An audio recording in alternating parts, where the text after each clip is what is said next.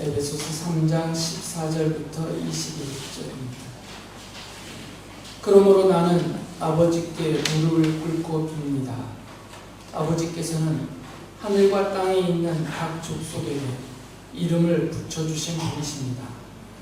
아버지께서 그분의 영광의 풍성하심을 따라 그분의 성령을 통하여 여러분의 속사람을 능력으로 강건하게 하여 주시고 믿음으로 말미암아 그리스도를 여러분의 마음속에 머물러 계시게 하여 주시기를 빕니다. 여러분이 사랑 속에 뿌리를 박고 털을 잡아서 모든 성도와 함께 여러분이 그리스도의 사랑의 너비와 길이와 높이와 깊이가 어떠한지를 깨달을 수 있게 되고 지식을 초월하는 그리스도의 사랑을 알게 되기를 빕니다. 그리하여 하나님의 온갖 충만하심으로 여러분이 충만하여지기를 바랍니다.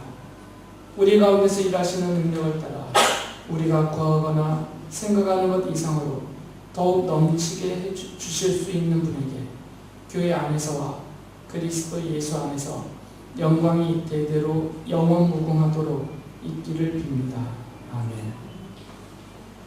지금 읽어드린 이 본문의 말씀은 사도 바울이 주님의 마음을 담아서 괜찮아요? 놔두세요. 주님의 마음을 담아서 목회자의 심정으로 교회와 성도들을 위하여 축복하면서 하는 전형적인 목회 기도입니다. 바울이 이런 기도를 할 수 있는 근거를 먼저 제시를 해주고 자기가 이러한 믿음으로 내가 지금 기도를 드리고 있는 하나님이 어떤 분이신지를 나는 이렇게 믿고 있기 때문에 나는 그분을 믿기 때문에 이렇게 믿기 때문에 이렇게 기도합니다. 라는 내용을 말하고 있어요. 그래서 먼저 자신이 하나님을 어떤 분으로 믿고 있는지를 알려주면서 성도들도 자기와 같이 하나님이 이러하신 분이구나 라는 것을 알고 그렇게 믿기를 원하고 있습니다. 먼저 3장 15절에 보면 바울이 이렇게 말을 해요. 아버지께서는 하늘과 땅에 있는 각 족속에게 이름을 붙여주신 분이십니다. 하나님이 창조하셨다라는 말이죠. 하나님이 온 우주와 그 안에 있는 만물을 창조하시고 그 창조하신 모든 만물 하나하나에 이름을 붙여주셨다라는 것이죠. 이건 진짜 하나님이 사자를 가리키면서 쟤는 사자야 이렇게 이름을 붙이셨다는 게 아니라 하나하나의 이름을 붙여주셨다는 것은 비유죠. 그 정도로 하나님이 모든 것을 창조하셨다는 겁니다. 이름 하나하나를 붙여주듯 세세하게 모든 만물을 아주 작은 것 하나까지도 하나님이 창조하셨다는 것입니다. 당연히 그 안에서 창조된 교회로 모이는 성도들 한 분 한 분을 한 사람 한 사람을 하나님이 다 창조하셨다는 겁니다. 우리가 믿고 있는 그리고 우리가 기도드리고 있는 그 하나님은 온 우주와 그 모든 만물과 또한 우리 하나 한 사람 한 사람을 창조하신 하나님이기 때문에 당연히 그 창조하신 하나님의 손길 그 손 안에 우리가 자녀로서 들어가 있기 때문에 그분께 기도할 수 있다는 거죠. 그러면서 이렇게 말을 이어서 합니다. 에베소서 3장 20절 보면 우리 가운데서 일하시는 능력을 따라 우리가 구하거나 생각하는 것 이상으로 더욱 넘치게 주실 수 있는 분에게 하나님이 이런 분이라는 겁니다. 하나님께서는 우리가 기도하여 구하거나 또 뭐 완전히 기도의 형태는 같지 않더라도 늘 마음속에 하나님을 향해서 갖고 있는 생각들이 있잖아요. 하나님이 이렇게 도와주셨으면 좋겠고 하나님이 이것을 주셨으면 좋겠고 하나님이 이 문제는 이렇게 해결해 주셨으면 좋겠고 우리가 생각하여 구하는 것이 있는데 하나님은 그것보다 넘치도록 우리가 구하는 것보다 더 넘치도록 주시는 분이시다라는 거예요. 그런 하나님이시기 때문에 내가 지금 기도합니다라고 하는 거죠. 지금 교회를 위해서 성도님들을 위해서 기도할 수 있는 이유는 우리가 구하거나 생각하는 것보다 더욱더 넘치도록 주실 수 있는 분이기 때문이다라는 것입니다. 그리고 에베소서 3장 21절에서는 이렇게 말을 하죠. 교회 안에서와 그리스도 예수 안에서 영광이 대대로 무궁하도록 있기를 빕니다. 아멘이라고 말해요. 그러니까 하나님이 만물의 창조주이시고 우리가 구하거나 생각하는 것 이상으로 더 넘치게 주실 수 있는 분이신데 나와 상관없는 의미가 없잖아요. 그 창조주 하나님이 저 하늘에 계시고 구하거나 생각하는 것보다 더 넘치게 주실 수 있는 분이시지만 저 멀리 계시면 나하고 아무 상관이 없잖아요. 그런데 바울이 이렇게 말해요. 그 하나님, 그렇게 능력으로 역사하시는 그 하나님이 우리 가운데서 일하시고 계시고 교회 안에서와 그리스도 안에서 그 영광을 나타내 주시고 계시다는 거죠.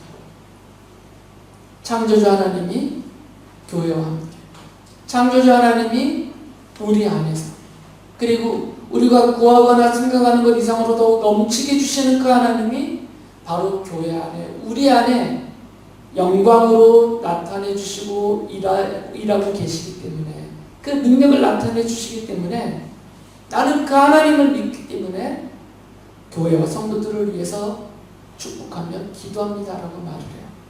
바울이 이렇게 설명하는 이유는 자신이 믿는 그 하나님을 성도님들도 똑같이 믿기를 원하기 때문이에요. 우리도 하나님 앞에 기도를 합니다. 여러 다양한 문제와 일들을 가지고 하나님 앞에 기도를 해요. 기도할 때 바울이 가졌던 이런 믿음을 갖고 기도하시라는 거죠.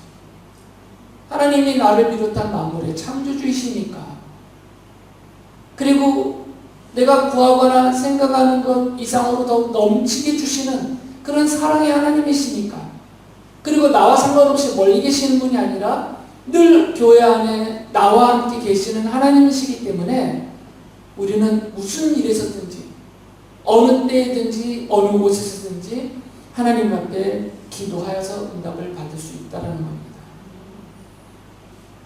바울도 목회자로서 교회를 위해서 그런 믿음으로 기도를 하였고, 또 목회자로서 바울은 성도님들이 그런 믿음으로 하나님 앞에 기도할 수 있기를 원하고 있는 거죠. 에베소서 3장 16절에서 그래서 이렇게 말을 합니다. 아버지께서 그분의 영광의 풍성하심을 따라 그분의 성령을 통하여 여러분의 속사람을 능력으로 강건하게 하여 주시고, 성령 하나님이 늘 우리와 함께 계시면서 하나님의 그 영광의 풍성하심으로 우리에게 베풀어 주실 것이라는 거죠. 하나님이 인색하신 분이 아니라는 거죠. 이렇게 째째한, 속이 좁은 분이 아니세요. 그리고 즉흥적이거나 괴팍하거나 또 무관심하거나 이런 분이 아니세요. 하나님은 교회를 향하여서, 성도들을 향하여서 늘 풍성하신 분입니다. 그 풍성하신 영광을 나타내 주세요. 그렇기 때문에 우리가 구하거나 생각하는 것 이상으로 더욱 넘치게 주신다는 것이죠. 그 하나님을 믿고 우리도 모든 일에서 하나님 앞에 바울처럼 무릎을 꿇고 기도하는 그런 기도의 자세가 늘 있어야 될 것입니다. 그래서 바울이 내가 이제 기도합니다 라고 말을 해요. 그러면서 그 기도의 내용의 핵심을 말하는데, 그것이 무엇이냐면 바로 우리의 속사람에 대한 기도예요.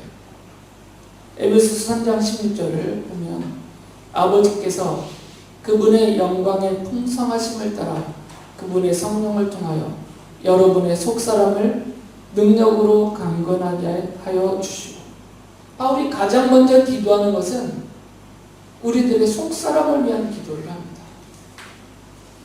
속사람이 있으면 겉사람이 있잖아요.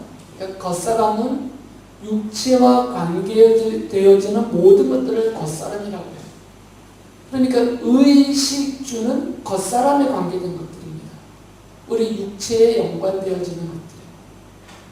그러나 속사람은 이 먹고 사는 의식주와 연관되는 것이 아니라 우리의 영혼, 우리의 생각, 우리의 마음, 우리의 감정, 우리의 의지, 이런 모든 것들이에요. 이런 것들을 바울은 속사람이라는 표현을 쓴 겁니다.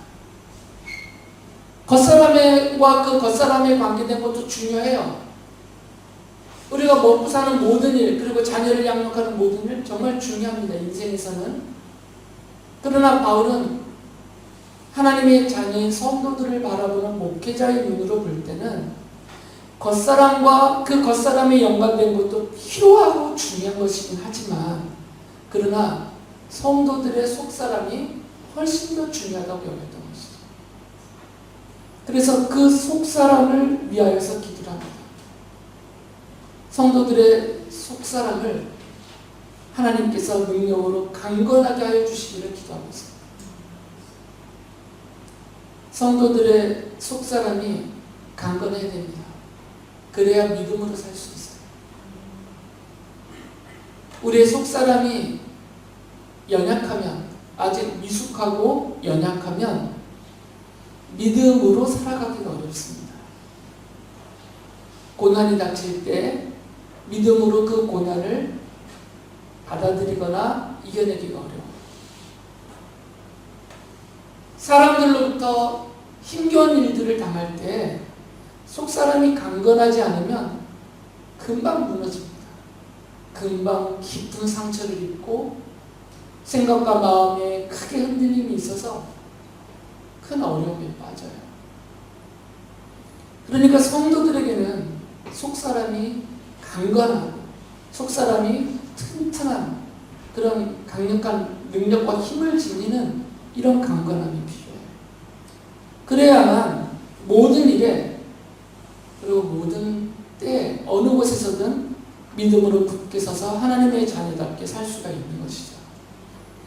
그래서 바울이 먼저 이것을 기도합니다. 그런데 성도님들의 속사람이 저절로 강건해지지 않거든요.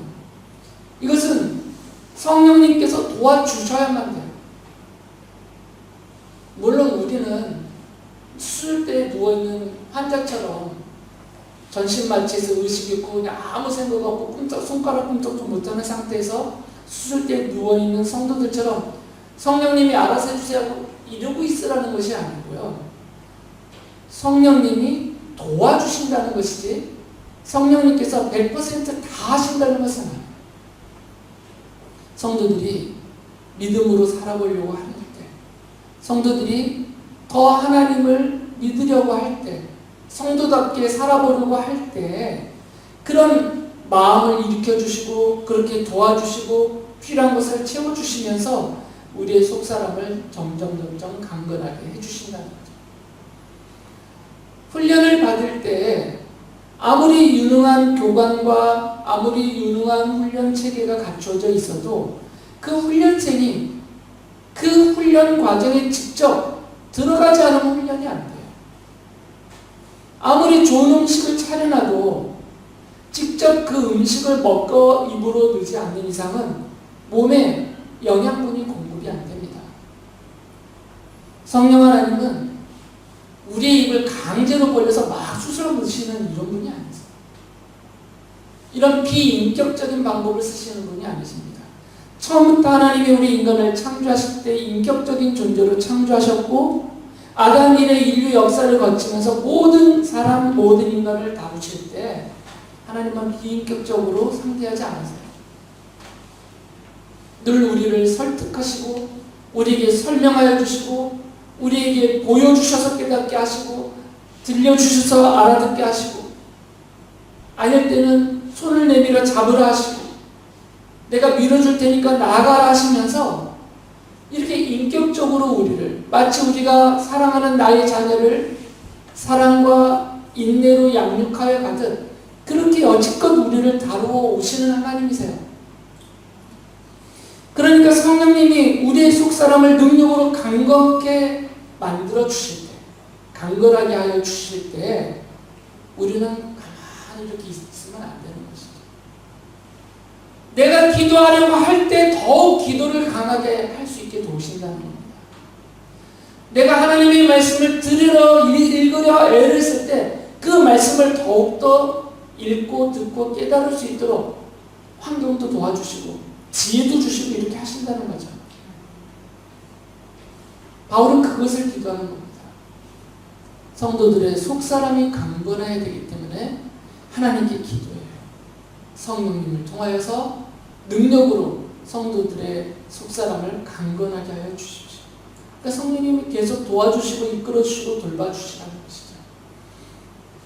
성도들의 입장에서는 이것을 믿고 성령께서 계속 나의 속사람을 강건하게 해주시려고 그 능력으로 역사하고 계신다는 것을 믿고 내가 손을 내밀 때는 내밀고 발을 디딜 때는 딛고 무릎을 꿇을 때는 꿇고 내가 애쓸 수 있을 때는 애를 쓰면서 계속 나아가라는 것이죠.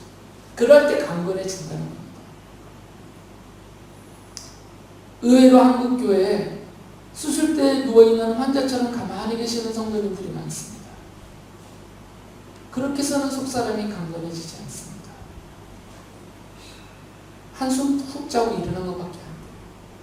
전신 마취 했는데 한숨 푹 자고 일어났어요. 몸에 달라진 건 아무것도 없는 거예요. 그런 것밖에 안 돼요. 바울이 고린도 교회에게 보낸 두 번째 편지인 고린도후서 4장 16절에서 이렇게 말을 했어요. 그러므로 우리는 낙심하지 않습니다. 우리의 겉사람은 낡아가나 우리의 속사람은 날로 새로워집니다. 이 육체는 점점 낡아가죠. 어린아이들은 한참 자라나서 강건해진다고 하지만 벌써 20대 초반 지나면 육체는 점점 낡아가게 돼 있어요. 겉사람과 거기에 관계된 것들은 다 낡아갑니다. 먹고 사는 것들 다 낡아가게 돼 있어요. 그러나 성령님이 능력으로 우리를 강건하게 해주시기 때문에 우리의 속사람은 날로 새로워진다라고 말하고 있습니다. 성도들의 속사람이 강건해야 됩니다. 이거는 늘 기억하시고 사셔야 돼요. 그래서 에베소서 3장 17절에서 바울이 이렇게 기도를 합니다. 믿음으로 말미암아 그리스도를 여러분의 마음속에 머물러 계시게 하여 주시기를 빕니다. 성도들이 믿음으로 그리스도가 그 마음 안에 계속하여 머물러 계시도록 하나님이 해주세요라고 기도하고 있어요. 베드로 사도는 구체적으로 그것을 이렇게 표현했어요. 베드로전서 3장 15절에 보면 다만 여러분의 마음속에 그리스도를 주님으로 모시고 거룩하게 대하십시오. 바울이 한 기도와 베드로가 사도가 하는 권면이 같은 내용이에요. 성도님들의 마음속에 언제나 그리스도가 머물러 계시기를 기도했거든요. 베드로 사도는 성도들의 마음속에 그리스도가 언제나 주님으로 자리하고 계시도록 그렇게 믿으라는 거죠. 이렇게 성도들의 마음의 주인이 예수 그리스도여야만 강건해지기 때문입니다. 마음의 주인이 사람이 되어버리면 우리들의 마음의 주인이 어느 누가 되고 또는 우리들의 마음의 주인이 돈이 되고 우리의 마음의 주인이 세상의 것과 세상에 노는 것과 즐거움 이런 것들이 내 마음의 주인이 되어버리면 성도들의 속사람은 강건해지지 않습니다. 오히려 더 연약해져요. 우리의 속사람이 강건한지 연약한지는 겉으로 보면 모릅니다. 평안의 때에는 드러나지 않아요. 그러나 힘겨운 고난의 때를 맞으면 재난과 재앙과 고난이 육체로든 정신적으로든 가정이든 사업이든 모든 면에서 닥치면 그때 우리들의 속사람이 강건한지 연약한지가 드러나게 되어 있어요.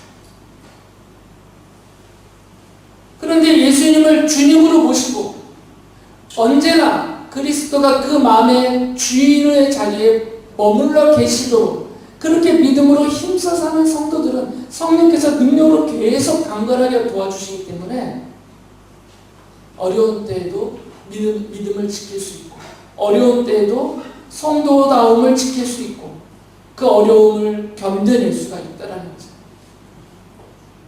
그래서 바울이 이것을 제일 먼저 기도하는 겁니다.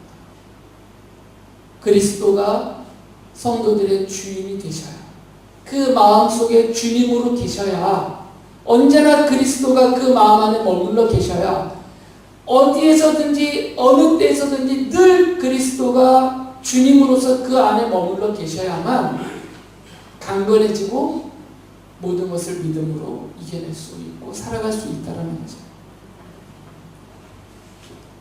주님의 마음을 담아서 목회자로서 바울이 제일 강조하고 있는 부분입니다. 이렇게 그리스도께서 주님으로서 그 마음 안에 머물러 계시면 변화가 일어나요. 강건해지면서 변화가 일어나는데 그 변화는 성장의 변화입니다. 성장하는 변화의 모습들이 나타나게 되어 있어요. 에베소서 3장 17절에 이렇게 말합니다. 믿음으로 말미암아 그리스도를 여러분의 마음속에 머물러 계시게 하여 주시기를 빕니다. 여러분이 사랑 속에 뿌리를 받고 털을 잡아서 그리스도의 십자가 사랑 속에 뿌리를 받고 털을 잡을 수 있다는 것입니다. 그리스도가 마음속에 머물러 계셔야만, 예수 그리스도가 주님으로서 그 마음속에 머물러 계셔야만 예수께서 십자가를 통해서 우리에게 알려주신 이 십자가의 사랑 속에 뿌리를 받고 털을 잡을 수 있다는 것이다. 그 얘기는 십자가의 사랑을 실천할 수 있다는 얘기예요. 그렇지 않으면 못한다는 겁니다. 그리스도께서 그 마음의 속에 주인으로 머물러 계시지 않으면 성도들의 속사람이 강건해질 수 없고, 성도들의 속사람이 강건해지지 않으면 십자가의 사랑은 구호로만 외쳐지고 실천은 안 된다는 그런 말이에요. 3장 18절 19절에서 이렇게 말해요. 모든 성도와 함께 여러분이 그리스도의 사랑의 너비와 길이와 높이와 깊이가 어떠한지를 깨달을 수 있게 되고 지식을 초월하는 그리스도의 사랑을 알게 되기를 빕니다. 예수 그리스도의 사랑이 어떠한지를 알게 된다는 거죠. 이건 지식으로 알게 된다는 게 아니라 지식을 초월하는 것이니까 그 사랑을 누리게 된다는 거죠. 사랑은 실천하면서 누리는 거죠. 실천되지 않는 사랑은 누려지지 않는 사랑이에요. 상대방도 누릴 수 없고 자신도 못 누려요.